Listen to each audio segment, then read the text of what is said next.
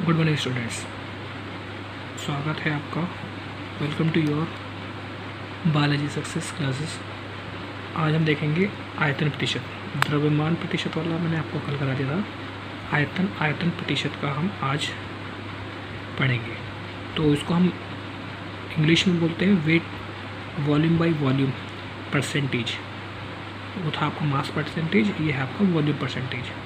तो देखेंगे विलय का विभाग जो 100 ml विलयन के आयतन भाग में घुला हो, मतलब विलय का भाग जो होगा वो तो हम ग्राम में लेंगे, क्योंकि वो हम विलय का जो भाग होगा वो हम ग्राम में नहीं, वो आपका ml में लेंगे। ये भी ml में लिया जाएगा, किसमें लिया जाएगा? ml में, और ये भी आपका ml में लिया जाएगा। तो मतलब आयतन प्रतिशत में अगर दोनों वॉल्यूम में होंगे तो दोनों का मान ml में लिया जाएगा, मतलब उसको हम लीटर में या ml में नापेंगे।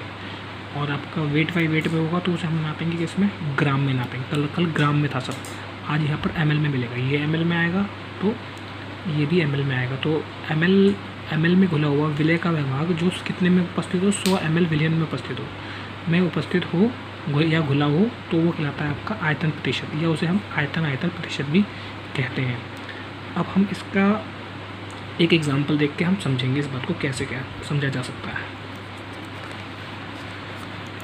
मान लीजिए आपका 10 ml ethanol, 10 ml ethanol 80 ml जल में घोले गए हैं।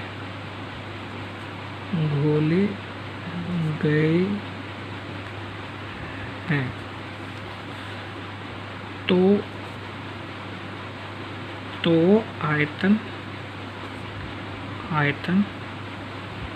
प्रतिशत ज्ञात करें किसका? विलयन को। ये है एक एग्जांपल। अब हमें ध्यान रखना है कि हमने क्या करा है, 80 ml जल लिया है, उसमें थोड़ा सा नाप करके हमने ml में नाप लिया। हमने 10 ml का कोई एक बीकर ले लिया, उस बीकर में 10 ml नाप लिए, मतलब बीकर के अंदर 10 ml नाप लिया, और नापने के बाद उसमें एथेनॉल लिया और पानी के अंदर मिला दिया, 80 ml पानी के अंदर। तो आपका एक विलयन बन गया, 80 + 90 ml का एक विलयन बन गया। ज़रूरी नहीं है आपका पूरा 100 ml के लिए माने जाते हैं, उसके अंदर आप 100 ही नहीं ले सकते। ज़रूरी नहीं है कि आपको उतने लो, आप बदल भी सकते हैं, ठीक है। तो आपका यहाँ कुल मिला के 90 ml का बन गया है ये। अब 90 ml में हमें ये क्या करना है कि कौन सी चीज़ क्या है। अब जो कम मात्रा में है ये एथेनॉल, कम मात्रा में है एथेनॉल, ये आपका 10 ml है, तो ये बन जाएगा आपका कितना? ये बन जाएगा आपका विलय। एथेनॉल बन गया विलय, इसको इंग्लिश में बोलते हैं सॉल्यूट। ये सॉल्यूट बन गया। और 80 ml पानी है, तो ये बन गया आपका विलायक। क्या बन गया? विलायक। ये बन गया विलायक। इसको हम इंग्लिश में बोलते हैं सॉल्वेंट। क्या बोलते हैं? सॉल्वेंट। ये सॉल्वेंट बन गया। तो हम ध्यान रखेंगे, तो सबसे पहले हम देखेंगे एथेनॉल विलय है ना, एथेनॉल विलय की मात्रा को हम किस में निकालेंगे? हम आयतन में निकालेंगे, क्योंकि हम वहाँ तो ग्राम में चल रहा था, यहाँ पर आयतन में मात्रा या ब्रैकेट में लिख देंगे आयतन। इसका आयतन कितना है? इसका आयतन है VA कर देंगे पहले वाले के लिए, क्योंकि उसके लिए मानना पड़ेगा, तो VA मानने, मतलब V का मतलब है वॉल्यूम, A का मतलब है एथेनॉल के लिए। E बना सकते हैं, या फिर A फॉर फर्स्ट कंपोनेंट के लिए हो गया, एक पहले कंपोनेंट के लिए A मान लिया। ABCD या 1 2 3 लिख सकते हैं आप। एक A मान लिया, वो कितना है आपका? 10 ml। कितना है? 10 ml है एथेनॉल वाला। ऐसी है विलायक। क्या है? विलायक आपका पानी। विलायक जल के लिए, जल की मात्रा या आयतन, वो कितना है? VB मान लिया उसे, कैपिटल VB, ठीक। चाहे इसे आप कुछ स्मॉल बना सकते हो, ये सब कैपिटल बना लो, ये दोनों में से एक को बना लो या AB लगा दो, वो आपके ऊपर आसान है। अगर कन्फ्यूज़ करता है आपका, AB कन्फ्यूज़ करता है, तो इसे स्मॉल V बना लो, इसे कैपिटल V बना लो।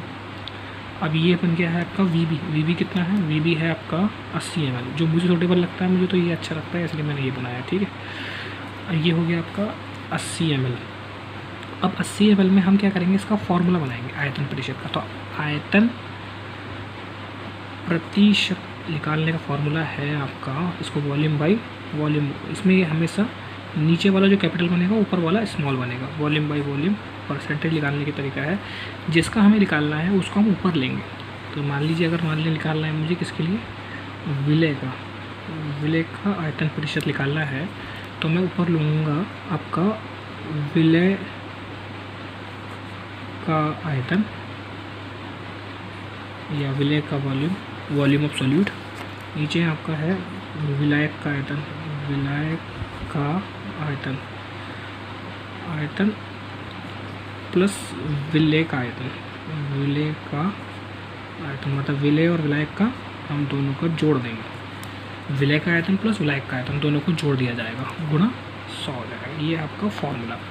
अब इस फॉर्मूले में हम इसको सीधे सीधे बनाएंगे तो ये हो जाएगा आपका विलय का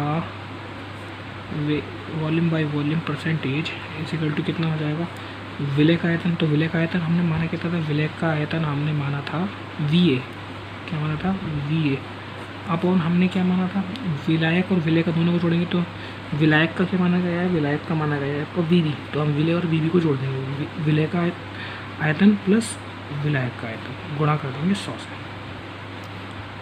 समझ में आ रहा है क्या कर रहा हूँ मैं, दोनों को जोड़ देंगे तो ये किसका मिल जाएगा, विलियन का आयतन मिल जाएगा। इसको जगह हटा के इन दोनों की जगह हम विलियन का आयतन भी लिख सकते हैं, जैसे मैंने वेट बाई वेट में किया था। वेट बाई वेट में W लिए गए थे, यहाँ पर आपका V लिया जाता है, क्योंकि यहाँ आयतन लिया जाता है, वहाँ आपका द्रव्यमान लिया जाता है। अब इसी बात को हम समझने के लिए एक एग्जांपल जो हमने दिया था उसमें मान रखेंगे। यहाँ इसमें देखेंगे हमने क्या, एथेनॉल विलय है, तो विलय की मात्रा VA की मात्रा है कितनी, VA की मात्रा है 10%, ठीक है। फिर उसके बाद आपका 80 है VB की, तो VA की जगह फिर आपका 10% डाल देंगे, फिर 80 इसको डाल देंगे, मल्टीप्लाई कर देंगे 100 से, ठीक है। 10 डाल देंगे, 10 प्लस 80 कर देंगे, प्लस 16 करेंगे। VA की वैल्यू 10 हो गई, VA की वैल्यू फिर से 10 हो गई, और VB की वैल्यू 80 है, ऊपर देखिए 80 है, ठीक है 80 थी। अब इसके बाद हम इसको सॉल्व कर लेंगे, तो ये हो जाएगा 10 अपॉन कितना आ गया 90 और मल्टीप्लाई कितना 100। सिंपल सी बात है, 1 से 1 कट गया और आपका कितने हो गए 100 हो गया, 100 अपॉन 9 हो गया। तो जब 100 अपॉन 9 से हम उसको डिवाइड कर लेंगे तो हमारे पास वैल्यू आ जाएगी। तो हमारे पास 11.1% वैल्यू आ जाएगी विलय परसेंटेज की, विलय का वॉल्यूम बाई वॉल्यूम परसेंटेज की वैल्यू निकल जाएगी, ठीक। ऐसे हम अब आपने ये निकाला किसके लिए, हमने निकाला सिर्फ विलय के लिए। अब हम ऐसे निकालेंगे इसके लिए, विलायक के लिए भी निकालेंगे, देखेंगे आगे। अब हमें निकालना है विलायक के लिए वॉल्यूम बाई वॉल्यूम परसेंटेज, तो हम लिखेंगे फिर से विलायक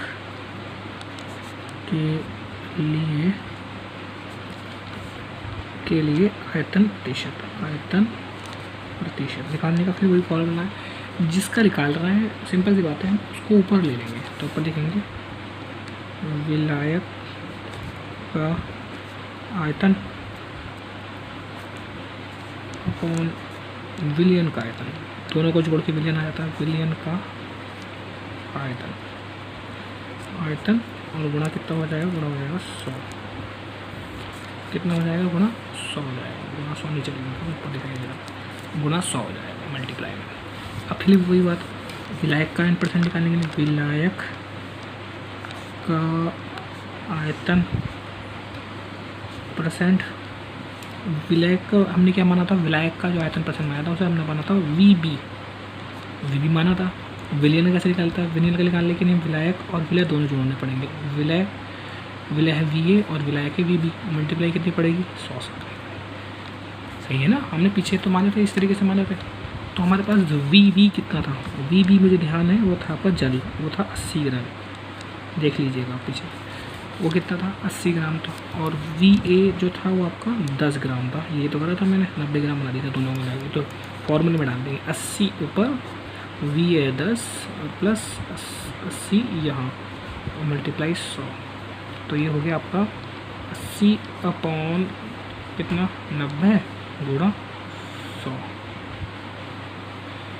तो अभी इस 10 से 0 काट दो, ये बन गया आपका 800 अपॉन 9, तो इससे से डिवाइड कर लेंगे, क्या बन गया 800 अपॉन 9 बन गया 80 यहाँ से आया तो दोनों जोड़ के 90 हो गया, 90 को गुना 100 हो गया, 100 अपॉन 800 अपॉन 9 हो गया। तो हमारे पास 88.8% आएगा। इसे निकाल के देख लीजिएगा आप। तो ये हो जाएगा एक सोल्यूशन। मैंने बता दिया आपको कैसे वॉल्यूम बाई वॉल्यूम आयतन प्रतिशत के बाद आता है द्रव्यमान आयतन प्रतिशत। अब द्रव्यमान आयतन प्रतिशत का मतलब है जो आपका द्रव्यमान होगा वो विलय के लिए होगा, और जो आयतन होगा वो होगा आपका विलयन के लिए। किसके लिए होगा? विलयन के लिए।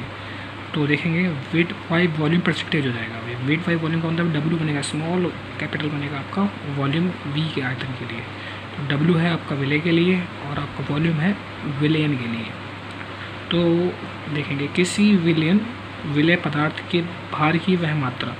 तो विलय पदार्थ क्या है? विलय जो घोला जाएगा, विलय पदार्थ की उसे मात्रा कैसे लेनी है? भार में लेनी है हमेशा मात्रा, जो 100 ml विलयन के आयतन में घुली हो उपस्थित हो। तो मतलब हम विलयन का आयतन कितना हो जाएगा? 100 ml हो जाएगा।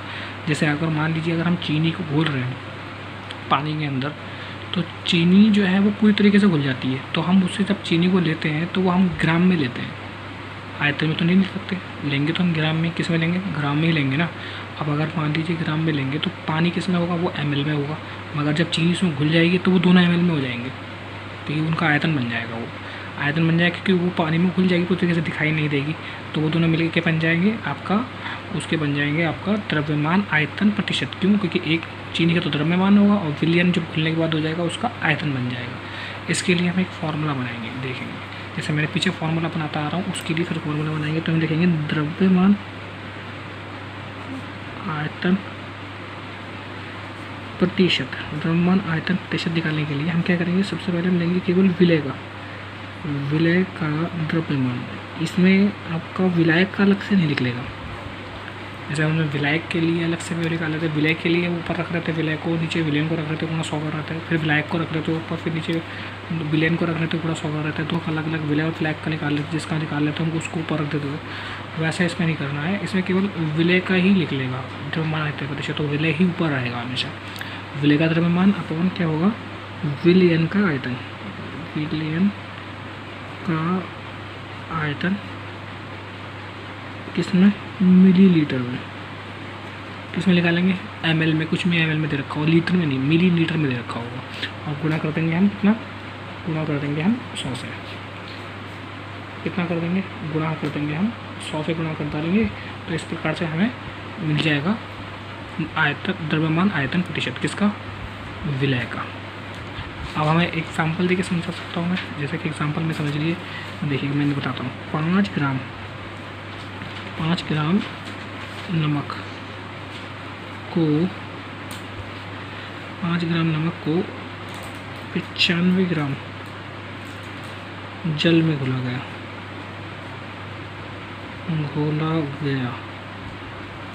तो 95 ग्राम नहीं, इसको लिखिए ml में। 95 ml जल में घोला गया तो प्राप्त विलयन का द्रव्यमान आयतन प्रतिशत ज्ञात कीजिए। ठीक है। एक चीज़ और ध्यान रखिएगा, इस क्वेश्चन में ये जो लिखा है मैंने 50 ग्राम में है, क्योंकि जल जो है आपका पानी जो होता है उसकी डेंसिटी का मतलब होता है घनत्व 1 होता है। उसको वही ग्राम में भी दिखाता है, वही ml में दिखाता है। 95 ml अगर हम लेके देखेंगे तो 95 ग्राम ही दिखाएगा। ग्राम और ml दोनों एक ही चीज़ होती है जल के लिए। ठीक है। तो अब इसको सॉल्व करेंगे। अब हम 5 ग्राम देखेंगे। नमक है तो नमक विलय है ना, जल में घोला गया। जल में क्या चीज़ घुल गई? नमक घोला गया। तो नमक के विलय हो गया कम मात्रा में है, और 95 ग्राम जल है तो ये विलायक हो जाएगा।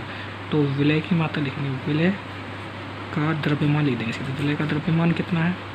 वो है आपका हम लिखेंगे W, स्मॉल W बना लेंगे और इसे लिख देंगे आपका 5 ग्राम। इसमें सिंपल सी बात है, ए भी करने की जरूरत नहीं क्योंकि एक ही चीज़ में W है। प्लस आपका दूसरा लिखेंगे 95 ग्राम जल है तो लिखेंगे विलायक का आयतन। यहाँ विलायक का आयतन लिया जाएगा।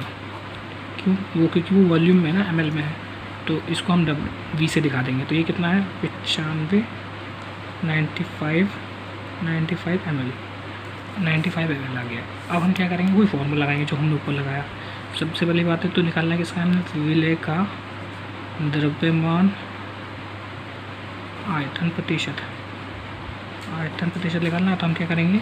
सबसे पहले W लिख देंगे, किसका है W होता है आपका विलय का द्रव्यमान, और नीचे लिख देंगे W प्लस और V। तो V किसके लिए है, विलायक के लिए, W किसके लिए है, उसके लिए, दोनों को जोड़ देंगे, गुणा 100 से कर देंगे। तो फिर सिंपल सी बात, W कितना है 5, फिर ये है 5 प्लस आपका ये कितना है 95 गुणा है 100, तो इजिकल टू आ गया 5, और ये हो गया आपका 95 प्लस 5 इजिकल टू 100 गुणा 100 इजिकल टू आपके 100 से 100 कट गए, तो 5% निकल गया। विलय का द्रव्यमान आयतन प्रतिशत कितना आ गया 5% निकल के आ गया। तो बस ये हाँ इसमें फ़र्क यही है कि ये हमेशा द्रव्यमान में लिया जाएगा, और इन दोनों को जोड़ के हमेशा मिलीलीटर में लिखा जाएगा, जो मैंने आपका ml में लिया था मिलीलीटर में।